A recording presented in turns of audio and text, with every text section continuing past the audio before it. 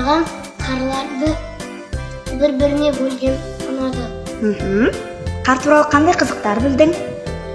Қар ең үлкен көлемі 12 сантиметр болады. Мен бүгінгі шарада қардың қандай болатынын, қардан не жасайтынын, қардың қанша сантиметр болатынын білдім.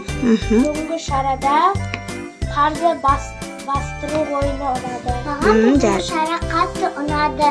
Өйткені біз мұнда қарлар туралы көп ақпарат білдік. Сол үшін бәріңізге рахмет.